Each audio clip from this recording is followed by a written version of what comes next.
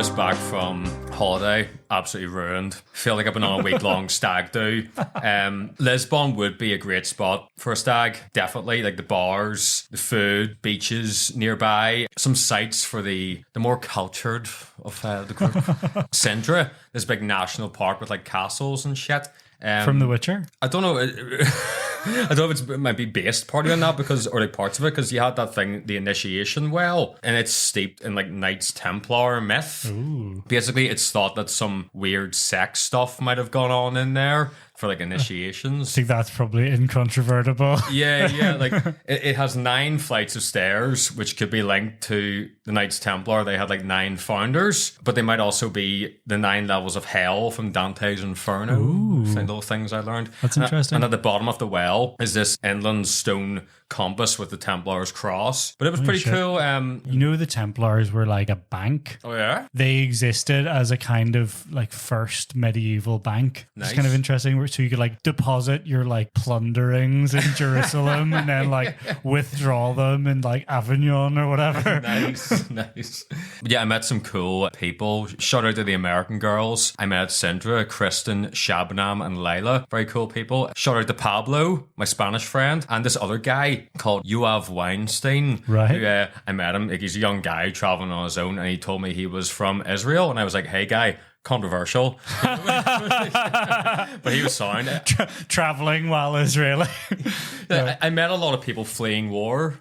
Definitely. Really? I met that guy from Israel. He obviously left because of that shit. Right, okay. So was he like fleeing the draft or something? I don't exactly know. I didn't really take it any further. I was just like, hey guy, that's cool. Yeah. Let's not go down that rabbit hole. Keep your voice down.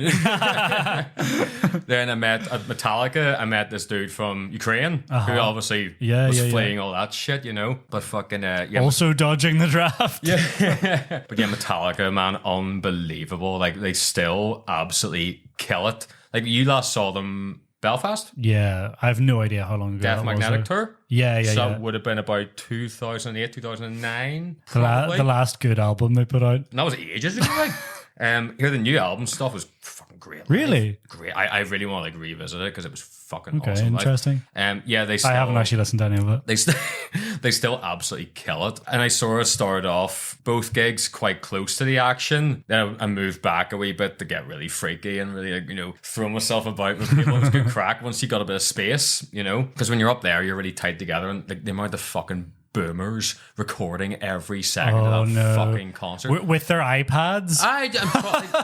People say young people are bad with phones. Oh it's my god, complete reverse. It is complete. Like it's boomers. I am so sick of that shit. Like if any boomer ever tells you like get off your phone or something, it's completely flipped. Right, here's the prime example. My mum, who was resistant to computers whenever they first appeared, like she refused to learn, and then was like, Rory?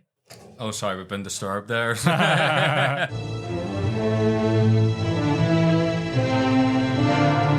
Sorry, we were disturbed by a foreign menace there. Sorry, what were you saying, Tom? Yeah. I don't have the heart to make an illegal immigration joke. So yeah, you were talking about boomers. Yeah, my mum is like the stereotypical example of the kind of boomer who would be like, you millennials are always on your phones all the time, or like glued to the TV. Yeah. You know, like a technophobe has now got a more advanced iPhone than I do. They're like toddlers. And it's like glued to it, but like it's because their brains just aren't made for this world. Like phones are designed to be really addictive, and they just don't have the kind of like innate defense to it that we do. Yeah. From like growing up with it. So Roy, I was saying when I was at Metallica, I was quite close to the action at first, but I had to move back to get more space to really freak out a bit. There was just too many boomers with their phones out recording. Like there was a guy in front of me for 8 minutes was recording, and everyone around us was going like, "What are you doing? Like, who's this for? Who's it for?" I know. You know what I mean? And like, live in the moment. And it sounds shite. Like, it sounds good, you know. Yeah, especially if you're up at the front, you can hear nothing if you video. What age are boomers? Baby boomers. Like people who were born post-World War II. Post-World War II, up until when? I can't remember. It would be people who are like roundabout in their 60s now. Yeah. Like that kind of generation. Gen X would be like in their 40s now. 40s, 50s. 40s, 50s, and then boomers would be like 60s, 70s, I think now. And then older than that, I think, is the silent generation. Yeah. Like the silent era. The greatest generation. Yeah, also known as I think also known as the silent generation, probably because they all had PTSD from the war. True. But then you had the second night at Metallica, I got so blocked. I got way more stuck in and loose with like mosh pits and shit. And during the mosh pit at the end of one, I went down fucking hard. I basically think I've broken my bum. So that's not very pleasant. But anyway. What else did you do when you got back to the hotel room that night? Nothing. I went back alone and cried. Held my bum. And what were you doing when you woke up the next morning? Anyway, welcome back, Colonels and Coneheads, to the Popcorn Head podcast with your host, Gavin Welton, and your co-hosts, Rory Moore and Tom Brady. Oh, yeah. Today, we are looking at Billy Wilder's Double Indemnity, released in 1944. Working pretty late, aren't you, Mr. Nance? Wait enough. Let's ride. I'm a salesman. Yeah, peddler, glad hand, backslapper. You should tell me what's engraved on that, eh? Oh, I forgot. Today's the maid's day off. Where'd you pick up this tea drink? You're not English, are you?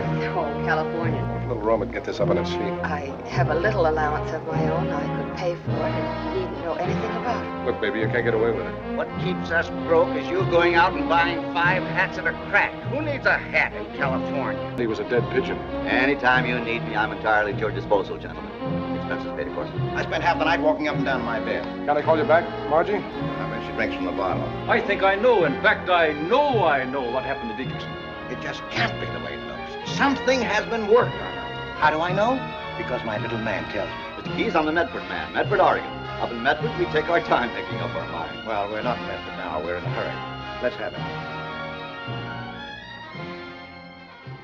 The film stars Fred MacMurray, Barbara Stanwyck, and Edward G. Robinson. And it basically follows this insurance salesman who is seduced into an insurance fraud scheme by a highly provocative and seductive housewife with deadly and sexy results, to say the least. The film, it's one of the titans of classic American film noir, which is a phase that sort of kicked off in the 40s with films like Hitchcock's Rebecca, Suspicion, Shadow of a Doubt, and John Huston's The Maltese Falcon. Great book. Yeah, I actually haven't read it. Not as good as The film. Big Sleep, Yeah, but yeah. pretty good. Read the big sleep. But hey, what is a film noir, I hear you ask? Well, film noir, it's basically a term used in cinema to describe a stylish Hollywood crime drama, the kind of film that will be drenched in cynicism and more often than not, sexual motives. The term comes from the French. Of course, it's translating, of course, to black or dark film. And it was used to describe a lot of detective films during the 40s and 50s, which is an era considered to be the real golden era of film noir. Like, apart from what I've already mentioned, you know, Double Indemnity, of course, Out of the Past, Touch of Evil, and The Third Man, the Orson Welles one. The style of film noir, it's very much rooted in German expressionism and that style of post-World War I films from that silent era. Films that sort of rejected realism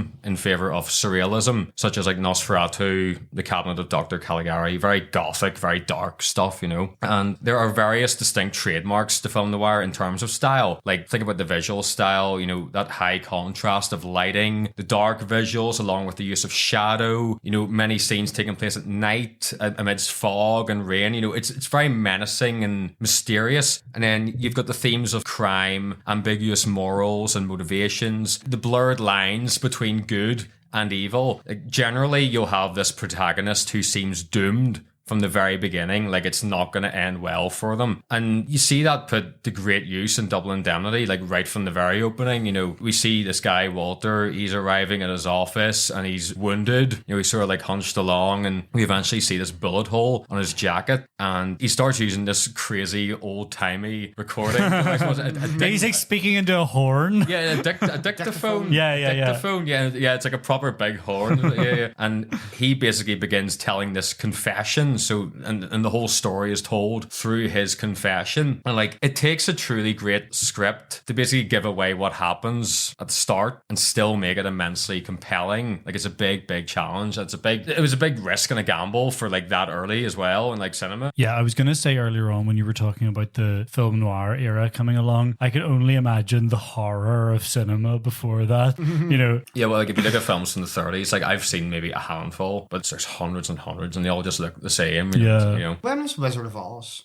Ooh, I think it was the 30s. I think Is it it was a conscious decision to not use colour then? Yeah, oh yeah, it's a stylistic choice to use the black and white kind of stuff, but don't quote me on any of this because I'm not 100% sure about Wizard of Oz. I think it's early. Yeah. But yeah, it's very much based on the hard-boiled detective narrative. You know, they're tough, cynical, and they inhabit a very corrupt world at the same time. Then you'll have the femme fatale character, some sort of beautiful temptress, a man-eater, like a Black Widow spider, you know, luring people to their doom. And film noir, it's been extremely influential on the landscape of art and cinema across many genres. You also have neo-noir, which basically updates and adapts the thematics and style of film noir for the contemporary audience. Like you think Chinatown, Blade Runner, LA Confidential, Mulholland Drive, Oldboy, and A History of Violence, to name a few. All excellent. Yeah. So let's take a wee look at the director of Double Indemnity, Billy Wilder. He is regarded as one of the goats of classic Hollywood. He started off writing in Berlin, but fled to Paris following the rise of the Nazis. No way. Yeah. Then he moved to Hollywood in 1934. He would cement his reputation with his fourth directorial film, Double Indemnity, which was based on a novel by James M. Cain, and the screenplay written by Wilder and the legendary fiction writer Raymond Chandler, who we will come back to. Wilder, he would go on to have an incredible career. It's a serious filmography, you know, Sunset Boulevard, Ace in the Hole, Some Like It Hot, The Apartment, just to name a few of them. Some of his... You know Sunset Boulevard is Trump's favourite film, apparently? Is it? Yeah. I need to rewatch it and bear that in mind. It's like baffling, absolutely baffling. I have no idea. Maybe he's just a big cinephile. He I might don't like know. this pod. But some I'm ready for my close-up. Some of Wilder's biggest trademarks were sort of like tight plots and very memorable dialogue. And he was highly skilled with actors. So he would sort of adjust his scripts to suit the actor rather than force something unnatural out of them, which was quite uncommon for the time. He hated typecasting, which he saw as cliche, and he would cast big names totally against type. One example being Fred McMurray in the lead role of Double Indemnity, which we will also come back to. Got some good trivia on Wilder here. So he once told Billy Bob Thornton he was too ugly to be an actor and that he should write What? He basically told him he should write a screenplay for himself in which he could exploit these features, which Thornton would use this in writing, directing, and starring in Sling Blade. Oh, shit. Yeah. Is that his debut? Yeah, well, it's his like directorial writing and starring sort of debut. Holy shit. He's a funny It's a great guy. film. He's a funny looking guy, yeah. I don't think But he is. I think he's pretty normal. He just has a like- distinct look. Yeah, I don't think he's ugly at all. I think a lot of women would find him very attractive. He also collaborated with Spielberg on the script for Schindler's List, and he was also actually considered to direct it at one point. He did strongly consider it, but he felt he was too old. He'd already retired at that point, and the subject was a little too personal for him because his mum and stepfather were murdered in a concentration camp during the Holocaust. So in the end, it would be Wilder who basically told Spielberg, you should direct this film, you know. He hated writing, so he always wrote with a partner, but he would be really like cruel and insulting towards any ideas he didn't like. So many writers would just quit over the verbal abuse. He was a hardened clothes horse. He still owned... What the fuck does that mean? He owned over 60 cashmere sweaters at age 83. He was also asked to direct The Sound of Music for 1965, but he basically joked that he would have focused on the Nazis rather than the Von Trapp family. Anyway, moving on to the co-writer, Raymond Chandler, novelist and screenwriter, who started writing detective fiction after losing his job as an oil company executive during the Great Depression. His first novel... That's very topical for the film, isn't it? His first novel was The Big Sleep, which was published in 1939, which would really introduce the character Philip Marlowe into the world. And this character would feature in many more Chandler novels like, you know, Farewell My Lovely, The Lady in the Lake, and The Long Goodbye. I think The Long Goodbye is my personal favorite. The Big Sleep is probably the most exciting Yeah, But yeah. I really enjoyed The Long Goodbye. I was so underwhelmed by The Long Goodbye, but maybe I need to read it again. I would prefer The Big Sleep, but maybe I It's the just most want exciting, definitely. Yeah, maybe I just want the action or the excitement. Like the dirty photos, isn't it? And it's like the Yes. dirty photo scandal. And Yes. I've read it, but can't fully remember. You have my copy of it, and you've never given it My back. copy of it. It goes very well. It's a taut, sexy thriller. It goes very well with my books and my bookshelf. So. Oh, I've already got another one. Don't worry. So it's yours, apparently. Yeah. Nice gift, thank you.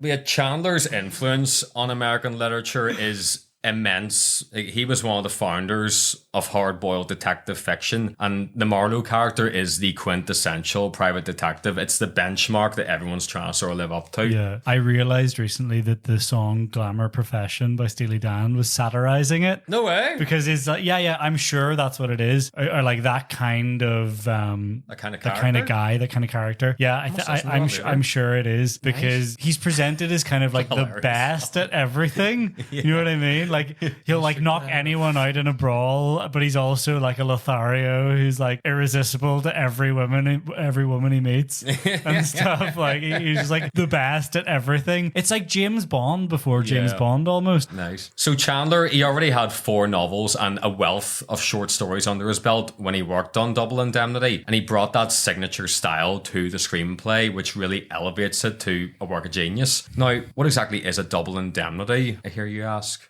Well, let me tell you. You're begging to know. It's basically a clause in a life insurance or accident policy in which the company agrees to pay a multiple of the face amount in the contract in cases of death by accidental means. Now, before you get any ideas, Rory, this includes murder by a person other than anyone not in collusion of the... Wait, what? Other than anyone not in collusion with the beneficiary, presumably. So it's just somebody that's not related, somebody that doesn't stand any chance of inheriting. Yeah, they're not going to benefit. Somebody that's not going to get the money. But only 5% of deaths in America are ruled as accidental. So Yeah. the insurance companies are getting one up there. They're Really. out to get you. Yeah. The whole movie makes it very clear that the insurance business is a fucking racket in America. Like, it's incredible. There's bits where, you know, he's like trying to sell insurance and they're like, you're not going to sell me fire or earthquake insurance. Sorry. Homer Simpson buying volcano insurance. Yeah. Amazing. But what if? The film itself, it's based on James M. Cain's novella of the same name. It's a good read, and honestly, you could get through it in under an hour if you really wanted to. It's just a very quick page turner. But the novel is based on an actual murder in 1927. No way. Yeah, committed by Ruth Schneider and her lover, Henry Jude Grey. See, I thought they'd put the German name in to kind of like spice it up because it was... Dietrichson? Yeah, you know, because obviously it's released in 1944. Yes. So America are just getting into the war against the Nazis. It's mad to think that they were still churning out films during wartime. Oh yeah, of course. Like, especially... You got to keep morale up. I can understand it on the propaganda front, like all those Nazi films that came out, but do you not think that you'd be better going off to war than staying at home in Hollywood and making movies? Sure, we had this conversation when we were talking about John Wayne because he was constantly like, just one more movie and then I'll be right there. Very true, very true. Football league stopped and all, and you had the wartime league. Like everything stopped during the war, but still churning out movies. Yeah. Well, I think things are different for the upper classes. But, you know. Different for the Americans as well. There's so many of them. Yeah. And they came in so late. Yeah, with that real life murder, basically, they murdered Ruth's husband, Albert, and she colluded with an insurance agent to get a $45,000 policy with a double indemnity clause without her husband knowing. So, obviously, very similar to the plot of the book and the film. I assume like the double indemnity clause is like an add-on that you pay a bit more for with the insurance companies. Because when I was reading about it online, it said that only 5% of deaths in America are ruled as accidental. So they only have to pay out in 5%. That's crazy. So Man, you must pay more to have the clause included. Yeah. I think it's like a little carrot to get you to, you know, it's over like the line. in this, because you're probably thinking like accidental death is really common. Yeah, absolutely. And then, I think you that's know, the idea. Yeah. yeah, it's a little carrot to encourage encourage you to take the policy out because it's like, oh, well, I'm getting a little bonus if that happens in a very like macabre kind of way. That makes sense. And apparently there's triple indemnity clauses. And, Oh, why? Jesus. But There's room for a sequel. Here, who would be in the sequel? Like, imagine it comes out like Nowadays? no. Say like, well, yeah, okay. nowadays it'd be your man, whatever. Let's you call your guy that everybody loves in Peaky Blinders. Oh, Cillian Murphy. That character. The piggy fucking blinders. You're looking for somebody that wears a suit. It's going to be him. Sam Neill could be the keys. Mr. Shelby! Yeah, your man James Cain, the author, he had achieved success with The Postman Always Rings Twice, and then obviously Double Indemnity. It made the rounds in Hollywood in 1936, with all the big production companies competing to buy the rights for the price tag of 25 grand. This is where we need to introduce the Hays Code, which was a set of industry guidelines to censor major studio releases in the US between 34 and 68. It's a big reason why like some people will watch older films from this sort of period and you might think, oh, the kissing looks a bit stupid, or like that death looks stupid. It's because they literally weren't allowed by a strict code to do that. It's not like they're being shit or lazy. It's because the film wouldn't be released if they didn't adhere to these codes. So basically, this was like the Magna Carta of don'ts and be carefuls when it came to like the content of films. So some of the don'ts include pointed profanity, which would be words like using the words like God, Lord, Jesus Christ, hell, son of a bitch, damn, and any other profane and vulgar expression. So like we're so far removed from fuck, cunt. Oh and, yeah, big time. like all of that. It's like if you say, "Oh my god," it's This is CBB stuff. It's gonna here. be oh my god. Amazing. So any suggestive nudity, like even like a silhouette, would be considered like. Is there any lecherous. nudity in it? Yeah. When is the first Bond film? 62. So during this, it's like probably like coming right to the end of it. Probably like loosen you up thinking a about wee just when bit. you said silhouettes. Let me see. White slavery. What? That's one of the don'ts. Just white slavery. Oh my god. Okay. What the fuck? Okay. Children's sex organs, obviously. Was there much white slavery to depict? I don't know. I think it's probably more kind of like this would be too shocking for a white American audience. Because think about it, fantasy is like taking you out of the world and allowing you to like see things from different perspectives. So having white slavery in a film might cut like way too close to the bone for a white American audience because they'd be like, wait a minute, that's horrific. See, obviously, children's sex organs weren't allowed to be shown until 1968. What? And then you have ridicule of the clergy. Surely they're not still. Surely to this day, child I know, sex it's organs. just funny that that's like in there along with this other stuff. It's like, yes, obviously, Yeah, don't yeah. show that. I love ridicule. Like you can't ridicule the clergy. Absolutely not. It's a That's big fucking don't. hysterical. Some of the be carefuls include the use of the flag, arson, the dynamiting of trains, What? the sale of women or of a woman selling her virtue, Jesus.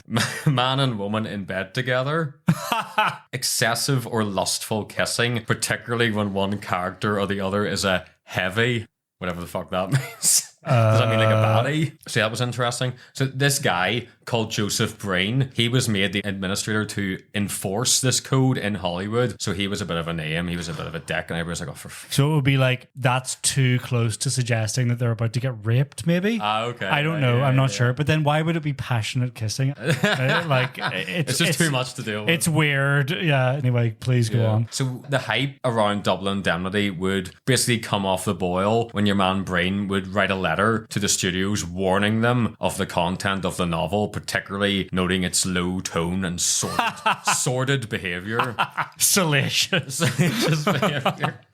So Paramount, they thought the novel was perfect for Billy Wilder and they would buy the rights for 15 grand in 1943. And they sent a partial screenplay to the Hays office and it was approved with only 3 objections. These were portraying the disposal of a corpse. There was a gas chamber execution scene What? originally at the end of the film, and the skimpiness of the towel worn by Barbara Stanwyck as well. So with all these restrictions from the Hays Code, adapting the novel was a fucking nightmare. Like Wilder's original writing partner, Charles Brackett, he couldn't hack how sordid the material was. And he bowed out. He couldn't deal with it. He was like, Oh my God. Like it's Ned Flanders. Yeah, pretty much. Yeah, We've yeah. all been very desensitized these days. Oh, I know. Probably Yeah. all shocking. Like, Oh, I God. know. In the era, it definitely Yeah. would have been. Yeah. Like that woman showing her ankle on television. Her anklet of all things. Yeah, yeah. I love the way he describes her anklet at the start as like Yeah. cutting into her leg. Like she's got a really chubby ankle. And he just finds that irresistible. So then Raymond Chandler was suggested, and Chandler, he was new to Hollywood at this point, and he demanded $1,000 and at least 1 week to complete the screenplay. But he would end up getting $750 a week, and it took 14 weeks, so it worked out dead on, I suppose. So He was asking for $1,000 in a week? just for a week, to complete it in a week. I know. Yeah. So Wilder and Chandler, they worked together slowly and meticulously. Wilder basically had to teach him screenwriting at the same time because he was just a novelist at that stage, and they didn't really get along. Chandler he did quit at one point, and he presented a list of grievances of Wilder to Paramount, you know. So for the lead character, they basically made him like a corrupt Marlowe with that same style of, you know, quick, snappy conversation. And Chandler had said, The fast talking high trousers. Oh yeah. There's a lot of that in this film, and I love it. See what I mean, Walter? Sure, I got good eyesight. You mean you want him to have the policy without him knowing it? And that means without the insurance company knowing that he doesn't know it. That's the setup, isn't it? Is there anything wrong with it? No, I think it's lovely. Then if some dark, wet night that crown block did fall on him, What crime block? only sometimes it can't quite make it on its own. It has to have a little help. I don't know what you're talking about. Of course, it doesn't have to be a crown block. It can be a car backing over and we could fall out of the upstairs window. Any little thing like that, just so it's a morgue job. Chandler had basically said that the dialogue in the novel wouldn't have worked well on the screen, so they sort of reworked it a bit. Chandler would also scout the film locations during the process, which helped him install kind of a realism about Los Angeles into the film. Chandler at this stage, he was also a recovering alcoholic, and Wilder would basically drive him back into drink. And Wilder would then use this as the basis for his next film, The Long Weekend, which is about an alcoholic writer. Bit of a mug-off. So for the role of Phyllis, Wilder wanted Barbara Stanwyck. The sexiest name. Oh yeah. She was the highest paid woman in America at this point. She was initially reluctant to portray a femme fatale because she thought it would have a negative impact on her career. She'd always wanted to play the heroine and was afraid of playing a killer. And Wilder basically said, look, are you a mouse or are you an actress? And, you know, she would eventually accept, later thanking Wilder for his encouragement. Now back to Walter Neff. Alan Ladd, James Cagney, Spencer Tracy, and Gregory Peck were some of the big names approached for the role, but they all passed, not wanting to play this sort of sordid character. Because at this stage, you know, it was like who you were on screen was who you were thought of as being. Yeah. It's like soaps nowadays. You'd be like, people would throw like rotten vegetables at you in the street because they thought that was actually you. yeah. But it's sort of true of soaps these days. Look at like, what do you call him, boy? Sean Williams. Who's he? Plays Oh, Barry. Yeah. Mustangs on You seen him doing that. You know what he's sitting for? He's sitting for the last like English Euros that he's doing. We gotta do it anyway. Oh my God, I forgot about that. He's just him. Yeah. He's his character from Extras in real life. Yeah. Life has imitated art. Yeah. I love that. I know it's such a depressing downswing for like minor celebrities in Britain, like Especially- seeing where they go and what they like. The ones that have like no self-respect, just end up in the most embarrassing positions. It's Especially incredible. for the titan that was Barry from EastEnders. You do love me, Janine. I know you do. Pushes him off that cliff. Yeah, man. I remember because my mom was watching EastEnders when that happened. And it was like, what the fuck? It's moment. huge. Yeah. So at this stage, 1943, Fred MacMurray, he was the highest paid actor in Hollywood. And when Wilder approached him, MacMurray thought he was making the biggest mistake of his life. He thought he lacked the ability to play a serious role. He generally would play the happy-go-lucky guy in light comedy films. McMurray was also under contract at Paramount, and they had carefully shaped his image, but they had issues with, I think it was contract renewals, and Paramount basically let him take this role in an attempt to teach him a lesson, because he was sort of like not renewing his contract and like asking for other things. And So were they like- they were like were- saying, all right, well, you go do that film and ruin your career. Yeah. This'll show you. Ruin your public image. Yeah, exactly. So, yeah, McMurray, he would later say he never dreamed it would be the best picture he ever made. What is it? This is like, how many years is this from people running away from a train, from that, the first ever cinema the screening train of this, robbery or you something? know when this train's coming towards the screen and everyone in the cinema ran away. But it's not that long before this came out. Like, it's got to be within 50 years, I would say. Oh, yeah. So... So when casting for the lead in Double Indemnity, there was a lot of rejection.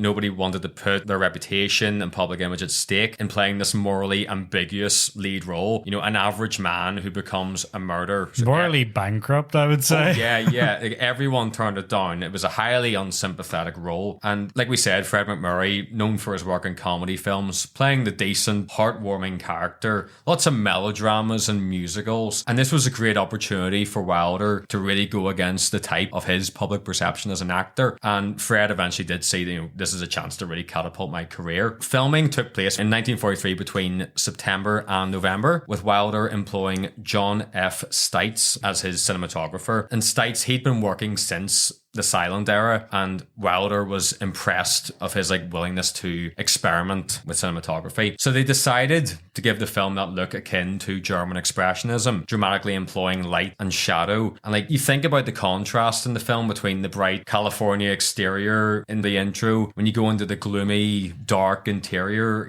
it's all very much that what lies beneath the surface of just middle class America, which is a big theme that obviously charges American cinema for years to come. And then the interior sets would be really dirtied up intentionally, like a lot of overturned ashtrays, and they actually blew aluminium particles into the air to simulate dust. Oh, that's class. Yeah, because he mentions... I was thinking that. Yeah.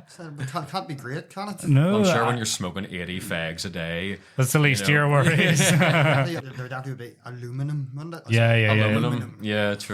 But he mentions that whenever he first goes into their house, about how it was so dusty you could see it in the air. Yeah. A distinct characteristic of the cinematography in this film is the use of Venetian blind lighting, which has become synonymous with the film noir look. It's used to I guess the visual storytelling of that is to simulate prison bars or something like that, like a character being trapped in some way, and using that visual motive. As we were saying there, the scene where Walter first meets Phyllis when he arrives, he showed up to renew Mr. Diedrichson's car insurance, and he's sort of the living room was still stuffy from last night's cigars. The windows were closed, the sunshine coming in through the Venetian blinds showed up the dust in the air. I noticed he mentions at one point on the Davenport. You don't get Davenports anymore. Yeah. When was the last time you heard of a Davenport? I've never in real life heard of a Davenport. Yeah, it's a Davenport's what is it, a sideboard? We would call it a something? unit, or something. It's a hall. Yeah. Whatever the fuck. I would call it a sideboard or something, like a little long table that goes against the wall. Drawers, though, as well. Right. At the same time, Yeah. Hard to describe. Yeah, like a dresser almost, but that goes in the hall. Megan calls that something. I'm trying to figure out what I would just call it a another unit. word I've never But yeah, he arrives there and then he sort of has that first meeting with Phyllis, and it's all very sort of flirtatious. The way They have that back and forth where it's suppose I wanna put my head on your shoulder and cry. What's that one? Suppose I don't care much for supposing. What's that one where he's like, Neff with 2 F's? The story. What story? The Philadelphia story. Yeah. No, completely impenetrable. I have no idea what he's I'm sure at the time you would have been like, oh, what an idiot. She doesn't even know the Philadelphia story. Yeah, that's great. So like they sort of have their first sort of, it's just like flirty banter and that kind of scene. You don't really get much else out of that. Yeah, he keeps thinking about her anklet. Yeah, and it introduced that motive of, the smell of honeysuckle. Yeah. And as he leaves, he's like, I never thought honeysuckle could smell like murder. Also, like, I don't think she's enough of a, like, yes, okay, she might be the, like, best paid woman in Hollywood or whatever, but, like, come on. You're not committing insurance fraud homicide for her. I don't want to be harsh, but you know what I mean. Yeah. She kind of to me, she kind of looks like the Michelin Man with feature, like a feminine Michelin Man. I think it's in Eraserhead. There's a part where there's like a girl in it, and it looks like she's got like foam. I think it's like claws. Oh, the hairstyle is unforgivable. Something like that. I don't know. Yeah. I was trying speaking of that, actually, they gave Barbara Stanwyck this big blonde wig, and it was to make her look as sleazy as possible. Yeah, she looks hilarious. Yeah, and like everyone just thought it looked fake. One producer even commented saying, "We hired Barbara Stanwyck and we ended up with George Washington." Yeah, it's like a powdered wig. Yeah, the bit at the front where it's like a full curl. It's like a cylinder sitting on the front of her forehead. Yes, it's insane. Yeah. But Wilder, he was adamant that the wig just sort of showed how phony she was as a character, and like that she's basically a fraud. Yeah, once you know, like, I don't want to give it away just yet, but once you know what's coming, it's obvious from the start. Yeah. But he's just thinking with his dick. Like he's he's completely blinded to the obvious red flags. Yeah. So he did that, but then a week into filming, he did sort of think, oh, that wig might have been a bit of a mistake, but they had too much footage done to sort of change it. No, it's perfect. I think it worked well. It's perfect. It works perfectly. She was a tram from a long line of trams. It's a great line. Yeah. Your man Keys has some of the best lines in the whole film. He's so funny. So Walter, he ends up like trying to meet with the husband again, only to end up meeting Phyllis again. And she starts to sort of ponder this, she's sort of like lightly mentioning this possibility of taking out accident insurance on her husband without him knowing. Yeah, she's like inceptioning him with the idea. She's like planting the seed. Yeah. And like this obviously spooks Walter a bit initially. Like he detects this implication. Yeah. He's sort of like, look, baby, you can't get away with it. You want to knock him off, don't you? I love there's a line where like that second meeting where it sort of comes to a close and they go to leave and he's like, yeah, I'll get out of here, baby. I'll get out of here might quick. Yeah, his rational brain kicks in and he's like, fuck this. Yeah. And then on the way home or whatever, he's like, on the way home, he's like, I stopped into a drive-through for a bottle of beer. Yeah, what the fuck is that? And he's got this weird like little attachment to his car, like a little table out the side. I dropped by a bowling alley. It reminded me so much of like Frank Drebin and like Police Squad with the Naked Gun. It's sort of like that narrative, Definitely a big influence on that anyway. But yeah, he can't get Phyllis out of his mind. And then suddenly she shows up at his apartment and she sort of admits to him, my husband has abused and we need to blank this out. Yeah. She's can't have that in that. But I'm leaving him. She's basically saying that he's abused her and essentially abandoned her, and that she's fantasized. I'm a ghost in this house. She's fantasized about like getting rid of him, and they're all very close to each other. He's, I'm crazy about you, baby, and they end up sort of kissing and all that. And then, they're in that era of, because they can't do like the passionate kissing or whatever, it's always really weird. They grab them by the shoulders, like almost violently. Yeah. You're hurting me. Shut up, baby. So yeah, then Walter, he ends up learning that the beneficiary of Mr. Dietrichson's life insurance is not Phyllis, but it's his daughter, Lola. And Lola and Phyllis, they can't get on, they hate each other. And against Walter's better judgment, which is just withering under this passion, he basically thinks like, right, how could I pull this off? And you learn that he's been thinking of for years, like how he could crook the house, as he puts it, when you're in a job that involves figuring out every trick in the book, it's like, oh, well, how could you get past that? It's perfectly natural, I would say, to think like that. He said, no more tricks on a carload of monkeys. So yeah, finally he does agree to help Phyllis basically off the husband. Now, all in all, Wilder, he managed to make the film under budget at just under $1 million. And this includes, was it $370,000 in salaries for 4 people. Jesus. McMurray, Stanwyck, Robinson, and Wilder. Wilder, he would consider Double Indemnity to be his greatest film due to the fact there were so little errors in terms of like scripting and actually shooting the film. So following the film's release, Hitchcock would write a letter to Wilder saying, Double Indemnity. Start again. So following the film's release, Hitchcock would basically write a letter to Wilder saying, since Double Indemnity. You've ruined me. You've ruined me, Joey. I said to him while you were out there, and he said it a different way every time. Double Indemnity. Right. So following the film's release, Hitchcock would write to Wilder saying, since Double Indemnity... Oh, fuck. That was fine. I'm sorry, I started laughing in the middle of that. Since the film. Yeah.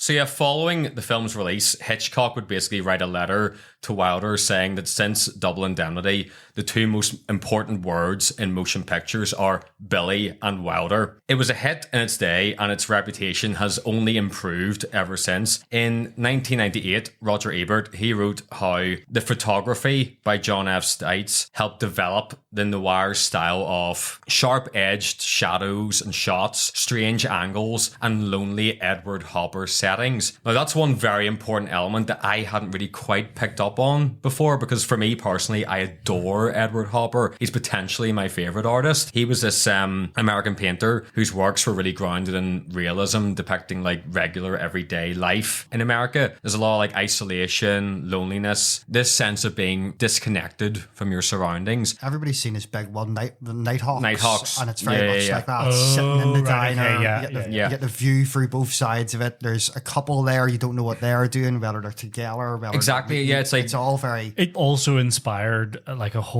fucking Tom Waits album, right? Yes, Nighthawks correct. at the Diner. Yeah. His work seemed to be always like capturing a moment in like a much larger narrative. Like it really makes you consider the subjects within the frame, like who they are, what they've done, what they're going to do, you know, and like Nighthawks is a prime example of that. And yeah, it really fits in with the film noir aesthetic and mood. I was lucky enough to see an Edward Hopper in New York, Gas from 1940. Stunning. The lighting conveys it as being like a frontier between night and day. So you sort of see night encroaching on day, and it's basically just a guy in like this isolated rural gas station, just alone. Oh, I've seen that. Yeah. And it's sort of like, I think it's like trying to portray like that frontier between civilization and nature, because he's like surrounded by like the woods. It was amazing. Like, but yeah, this film, it's the ultimate film noir, and the manner in which it tells the story is very interesting for that time. You know, as we said, you know, told in flashback with the voiceover, but we already know the main character is doomed from the opening. We're given this premonition of what's to come, yet the script still manages to maintain nerve-wracking suspense and tension. It's so throughout tight. the film. It's so tight. And incredible character engagement and interaction as well. It's a film of such effective storytelling. Like, the writing is absolutely sensational. Like, if you ever want to learn a lesson in screenwriting, this is one to really take a look at it. Like, there's so many different threads going on that just seamlessly connect with each other. You know, nothing ever seems to get lost or like feel it doesn't belong there. Yeah. You know what I mean? I find that whenever I watch this film, it just really gets me going. You know, it really excites me. And it's films like this that really make me love films. Yeah, no, I agree. I actually watched it recently because there was another movie podcast I was listening to. They're obsessed with Billy Wilder, and it was a doubleheader with Double Indemnity and Sunset Boulevard, which are both like, they're like quintessential film noir, but they also deviate from the kind of typical picture that you would have with a film noir, because there's no kind of private detective character that's like synonymous with the genre, but yet they still convey that feeling, and you get the same kind of like seedy underbelly of America. And of course they're set in LA. Of course. The dialogue is definitely one of the most memorable aspects of the film. Like, I love this era of the snappy, sharp It's so dialogue, funny. you know? Like, it is very, very funny. Yeah, it's so effective in how much it reveals about the characters in the film and sort of drives the plot forward. When we get him in that courtroom, I'll tear him to pieces, both of them. Come on, I'll buy you a martini, Walter. No, thanks, Keys. With 2 olives. No, I've got to get a shave and a shoe shine. I've got a date. Margie. I still bet she drinks from the bottle. They give you matches when you buy cigars, you know. All you have to do is ask for them. Don't like them. They always explode in my pocket. So long, Walter. Then the plot itself, you know, it twists and turns like a twisty, turny thing. You know, you think it's about one thing, then something else reveals itself, and then another. You know, it goes from a film about murder to a film about framing someone, you know, various other dynamics in between. So we go back to the actual plot. Walter, he ends up meeting Mr. Dietrichson to sort of sell him on the idea of accident insurance. And he's sort of like, nah, I'm not interested, but he ends up getting the auto insurance instead. But they're really sneaky. He's got like the board out with the 2 forms. Yeah, and yeah. He signs the first one. He's like, oh, I need one for my copy for my and he's like, duplicates, triplicates. So yeah, the policy that Dietrichson signs, it ends up carrying a double indemnity clause, which pays off double the face value, obviously, as we said before. They think it out brilliantly, apart from one thing, which is like they kill him like 2 weeks after they take the policy out. It's like they time it so poorly. Yeah, I think more time is meant to have passed than you think. Right. Maybe in the film, but I get what you mean. But Keys at one point says it was like very recently. Yeah. It feels like it's like a few days later. Yeah. I love there's a bit in it towards the end where she's talking about how like it was meant to bring us together, but I feel like it's driving us apart. It's like some like absolute nonsense. But yeah, so obviously they're considering this whole angle of, you know, a rare accident for the event of the death, you know, such as like falling off a train, and then they sort of make arrangements for it to appear that he's went on to a train and fallen off it. You know, he's broken his leg at this point. And that becomes like a hitch later on, because they're like, why didn't he claim because he broke his leg? And do many people fall off trains? I don't think so. Well, I think they say at some point in the movie that it's so rare that there's no Keys is like, there's talking about all the subdivisions of accident there is. Yeah. There's nothing that covers that. Yeah. So they think they're screwed. They can't. It does Fight Club.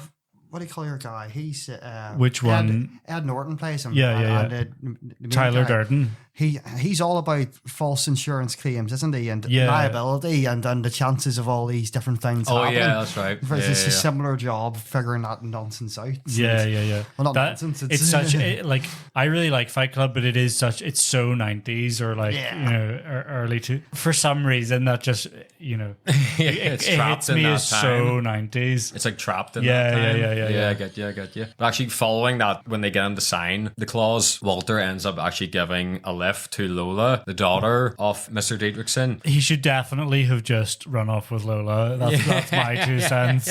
And she sort of lets him know she's getting it tight at home, you know, and she's lying so she can go meet her boyfriend, a hilarious, hot-headed guy, Nino Zacchetti. He's such a piece of shit. He's incredible. Like that's the only part of the film where it's like that feels a little bit rushed, because it's like as soon as he meets Walter, he's just giving him shit for no reason. I don't have any friends, see? He's like, he says something, Walter says something hilarious to him. He's like I just said whatever to you. There's no reason to get tough. It's just so funny. Like he's just a funny character. He's just hostile in general. See, obviously, there's a series of incidents going on with like Mr. Dietrichson. He's making this trip for work. He ends up breaking his leg, so he ends up having to take a train, and then that's where they can sort of set this plan in motion. And when they carry it out, Walter, he's like hiding in the back seat of the car. Phyllis is driving her husband to the station, but before they get there, he presumably strangles him, breaks his neck. Yeah. I'm imagining kind of like, you know, in like Metal Gear Solid or like a Bond film where he just like rises behind him and like snaps his neck in one clean motion. Yeah. Like I'm really not sure if it works like that. I think you'll need to be like a karate master or something, or like God knows. KGB agent. Yeah. Somebody that's been taught how to do that. Yeah, like I think probably. I don't think we could do it. No, I think in real life you'd probably have to like get them in a headlock and just like squeeze as hard as you could, and then hopefully something will break. I don't know why I'm teaching people how to break someone's neck. Maybe it's the quickness of it and the unexpectedness of it, because if you knew it was coming, your neck could be tense, you know. Yeah. But if they get you, it's like, you know, like in a car crash, you get that blast. Yeah. And it's happened because you're not ready for it. Yeah, maybe. I would have thought that not being ready for it would be better for you, because you're going to be more like a rag doll, so you're going to hurt yourself less. You know, like whenever people who are shit-faced fall down the stairs, they don't hurt themselves as much as someone who's not, because they're not expecting it. But like, then the next morning they're very sore because they're not as badly injured as they That's would true. be. Like That's one, true. this is completely by the by, but like one time when I was really drunk walking home from a club, I slipped on ice while like walking arm in arm with someone, and we both were like lying on our backs before we had any idea what was going on. But we're like totally unscathed. Other than that, where it could have gone so badly. So then Walter, he basically disguises himself as the late Mr. Dietrichson, and he boards the train. And his plan is basically, I'm going to go to the back of the train to the caboose. Is that what they would call it? The back of the train or something? Is that The observation car. The observation car. And I love how the observation car, like the observation is just watching everything behind the train. I suppose it makes sense, but so he plans to just jump off that, but then when he gets out there, there's another passenger out there. Mr. Jackson. Mr. Jackson. What's the I forget the town that he's from, but it's so funny because he brings it up so Is it often. Ohio or something he's from, or maybe I don't know why I got that in my head. And It's so like Mansfield, Ohio, or something, yeah. and he brings it up all the time. so he's like desperate to talk to Yeah. Walter, but he's like keeping his back to him. He's like making sure he doesn't see him at all. And he sort of offers him he says like, "Oh, I forgot my cigars." He's like, Would you care to roll yourself a cigarette? "Oh, I'd rather have a cigar." And then so he offers to go get him his cigars, so that leaves him alone. So Walter's able to jump off, then they can place the dead body on the tracks and then leave by car. Yeah, so obviously, like, in case it's not clear, he's offering to go and get him cigars from his cabin because he's on crutches, because he's impersonating Dietrichson, who he's just murdered. So another one of my favorite scenes, it's one of the biggest moments of tension in the film. It's after this has sort of happened. Phyllis, she calls Walter. They're always at the drugstore. I think it's Everything just happens at because the drugstore. I think it's just because there's like less. Also, the supermarket is hilarious. Yeah, like really. but like I think it's just because there's like less variety in terms of stores. So like, the drugstore just starts doing other shit. Yeah, because there's a demand for other things. You can like go to the drugstore and have dinner. And like a drink or stuff. Yeah, that's what we're to have. There's soda fountains. Yeah. And To Kill a Mockingbird, the drugstore's mentioned an awful lot.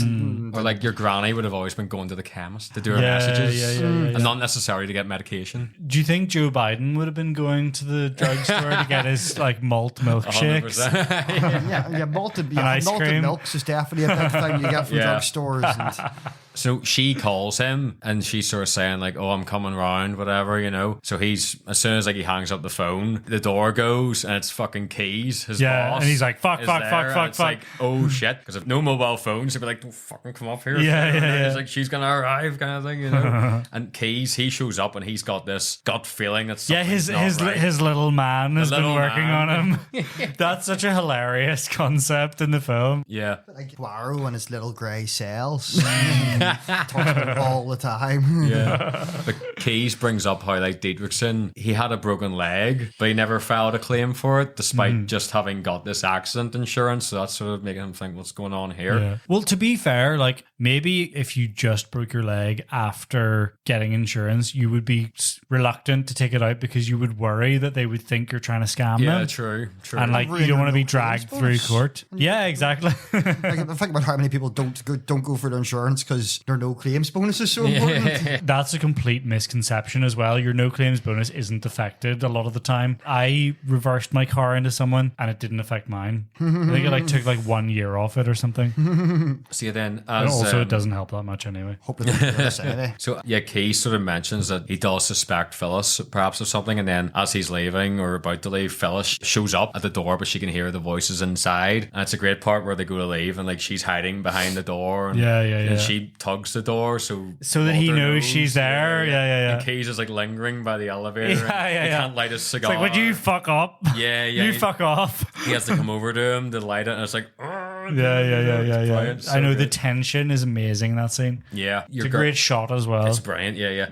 But then the daughter Lola, she's suspicious of Phyllis, and she's sort of spending more time with Walter. And it turns out that Phyllis was the nurse of her mother, who had died mysteriously while in the care. Yeah, she says that she walked in and her mother had really bad pneumonia or something, and the windows had been left open and the bed sheets had been taken off her, and she comes in and finds the mother like this, and then Phyllis appears and she says she had this like look in her eyes that she had when she was trying on like a funeral hat and veil 2 days before the father was killed. Exactly. And then Phyllis, following the death of her mother, Phyllis would obviously go on to marry her father. So Lola's sort of suggesting that Phyllis is responsible for the death of both her parents, and she's sort of thinking, oh God, I might be next, you know? And then in the meantime, he's concluded that Dietrichson was murdered, and he manages to locate your man, Jackson, who was on the train, and he's trying to confirm what the guy looked like, and he sort of thinks, he confirms that he didn't look like Mr. Dietrichson.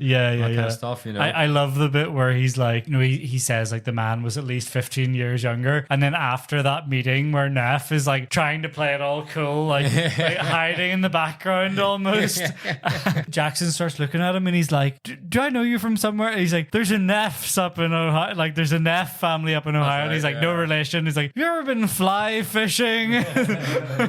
Like the morality of the two lead characters is so despicable, and like their moral decay, it's reflected so much in like that setting. The Inhabit, as we mentioned, you know, sets were intentionally made to look sort of in ruin in a lot of ways, you know, like, and dark. Yeah, like for its age, I mean, the film is having its 80th anniversary this year. Like it holds up so well today. Yeah, in all aspects. Like it shows how truly great art is indeed timeless. Like you'll struggle to find a lot of recent films with better cinematography than this. Especially in terms of and writing. Also just like acting, story, minute to minute script, everything. Like it's gripping from start to finish. And it's like so it's brilliant. It's so stylish. Like, the visuals are so seductive, and everything about it just seems to ooze class.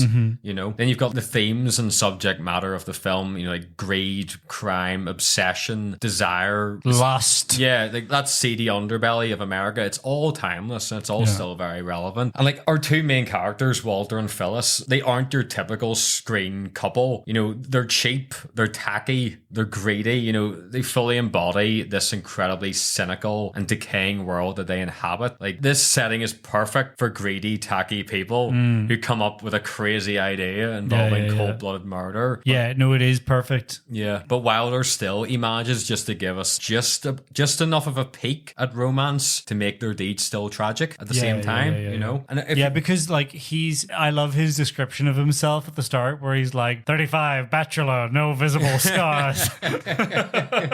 If we return to the voiceover of the film, you know, like the quality of it, you know, especially that scene where he's leaving the house or whatever, and he's like, I couldn't hear my own footsteps. It was the walk of a dead man. You know, and you actually can't hear him. You can't hear his footsteps in the scene. And also, amazing, like, you know? going back to what you said, they're both so lonely. She's killed this guy's husband for the money, or this guy's wife for the money, but is completely unfulfilled in what she's done. And now is like compounding it, and like she's like going further and further and further into the abyss, chasing fulfillment or happiness or whatever it is. And then Neff is joining her in doing that, basically. I was just thinking, anytime I do that voice, that sort of gangster voice, I always think of that film we watched, Murder by Death. It's like a parody of various detective archetypes. You know, the plot is basically 5 famous literary detectives are invited to this mansion to solve a mystery. Clue. You've got David Niven, Peter Sellers, Alec Guinness, Maggie Smith, and Peter Falk, who plays Sam Diamond, and he's a parody of that kind of Marlowe character, and he is outrageously funny in that film. Like when I hear that voice, all I hear is that line: "The last time I trusted a dame was Paris in 1940.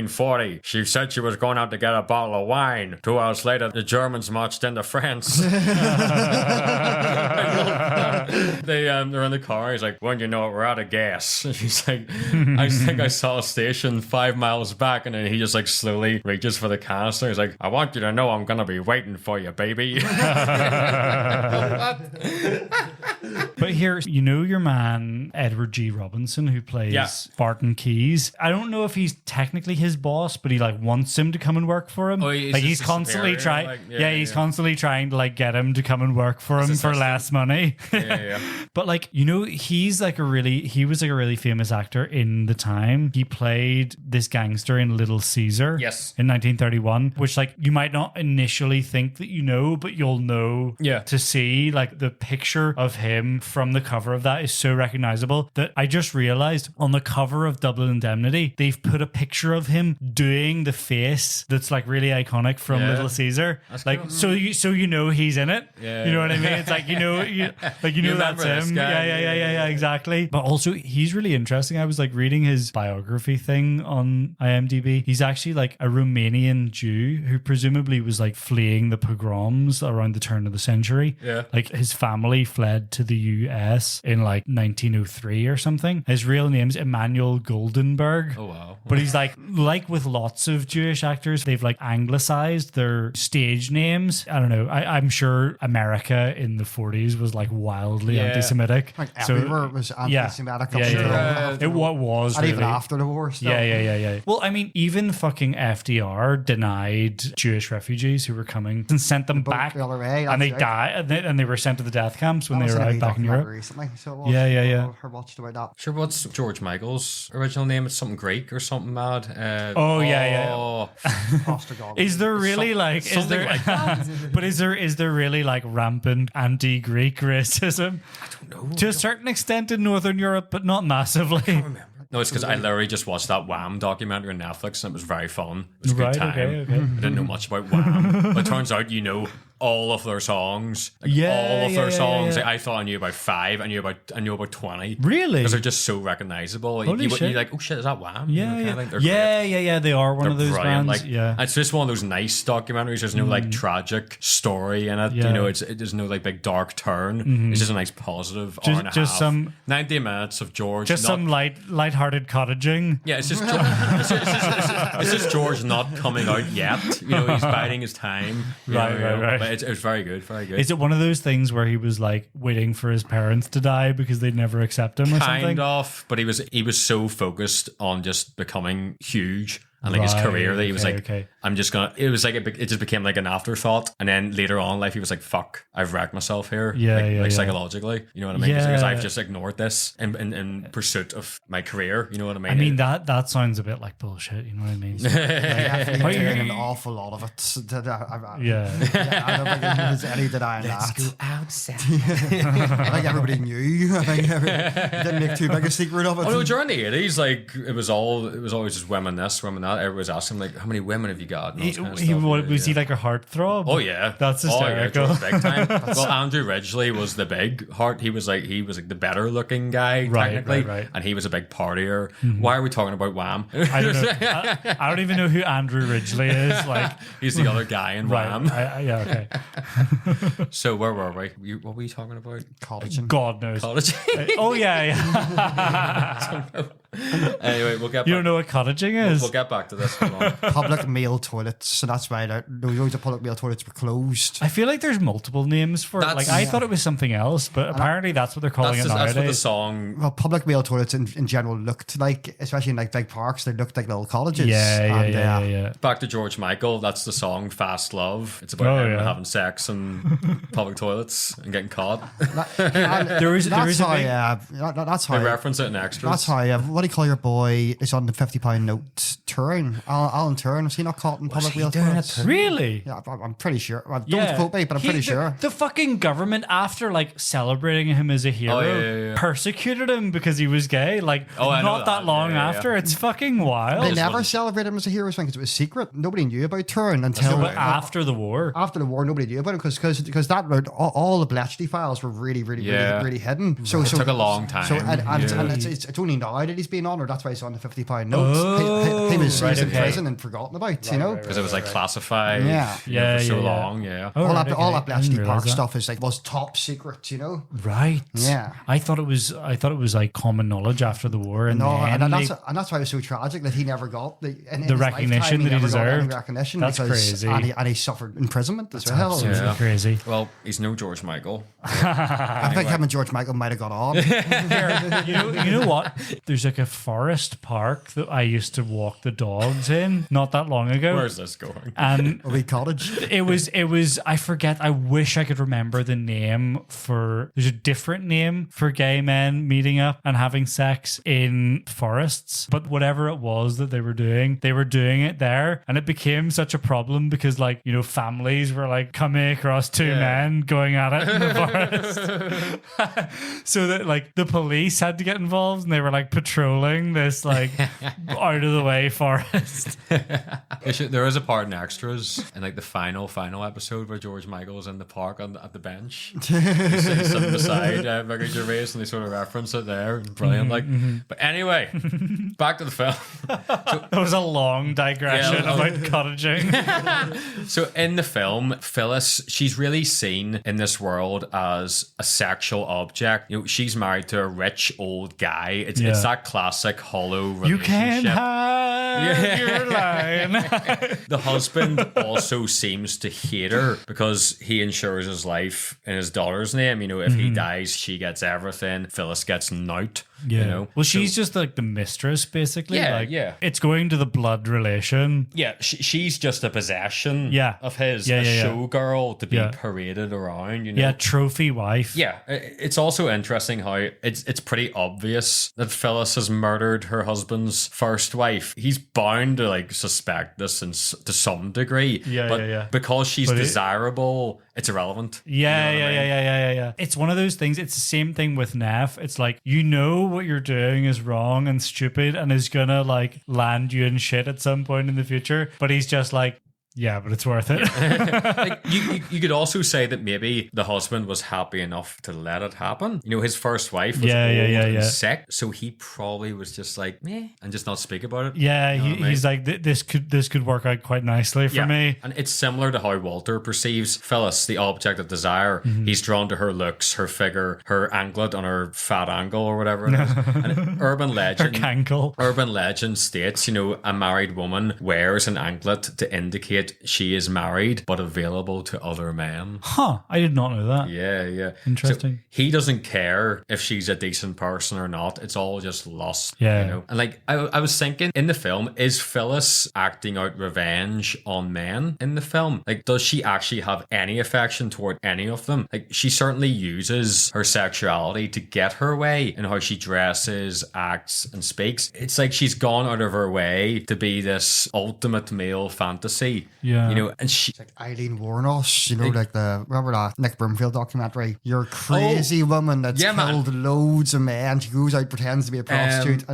or doesn't pretend to be a prostitute, works as a prostitute, and then murders her clients. Holy shit. And it's their fault. You know the film Monster, Charlie Theron? That's Eileen Wuornos. Right. Wuornos, something like that. Holy shit. Yeah. So yeah, she can basically use her body, her looks to get what she wants, you know? Is this deeper than women were thought of back then, though? Is she not just wanting cash? To a degree, I suppose. But actually, what with the cash thing is, it's like there's the cash, but it's like she's also trying to like get a sense of freedom for herself away from her husband and things like that, and the other men in her life. It's like she's trying to like get the freedom men have that they just take for granted. That's exactly it. You know what I mean? That's exactly very villainous in those days.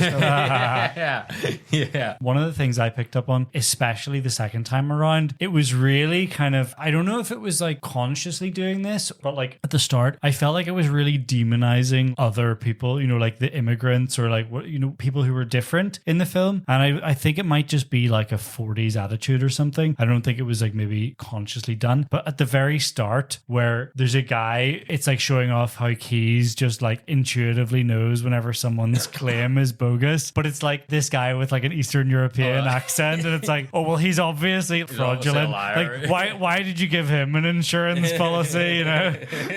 And then there's another moment like that later on in the film as well. Yeah, I love how once Walter realizes that Phyllis has been using him, it's like the only solution is she has to die. Yeah.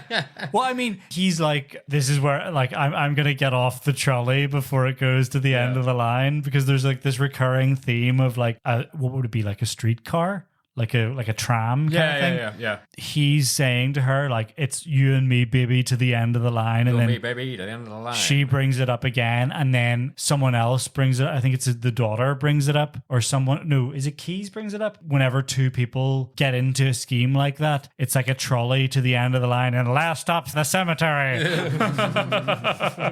Yeah. But he's like, I'm getting off at this corner, baby. I think it's kind of funny that Phyllis's greatest crime in the film, it's not the murder, it's that she tried to trick a man.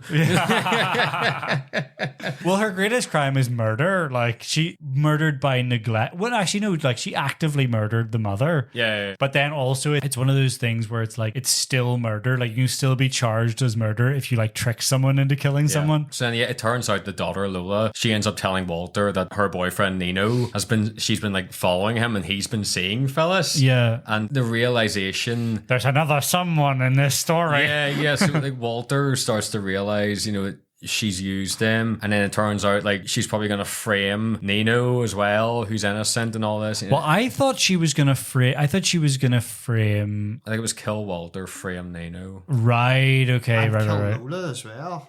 Yeah. Like, kill Lola, kill Walter. Yeah. Frame Nino. I don't know how she thought she was going to get away with that. I thought initially she was going to get Nino to kill Walter and then frame him, but God knows anyway. Maybe. Yeah. But no, that's what I thought it was. But then it becomes eminently clear that she's like dropping the pistol under the cushion in the seat, and it's like tumbling for ages out of this like piece of silk that she has or something. Yeah, that all leads obviously to the climax of the film and that final meeting between Walter and Phyllis. But I just want to talk a wee bit about the character Keys. He's so, the insurance manager. He sort of claims he has to be like a surgeon, a doctor, a bloodhound, cop, judge, jury, and father confessor. Yeah. He's the guy who basically figures out that it was murder, not an accident, but he can't see the truth that's right in front of him, Walter, but he's his longtime friend and colleague. Yeah, he's like, you couldn't see the truth because it was smacked right up against your nose. Yeah,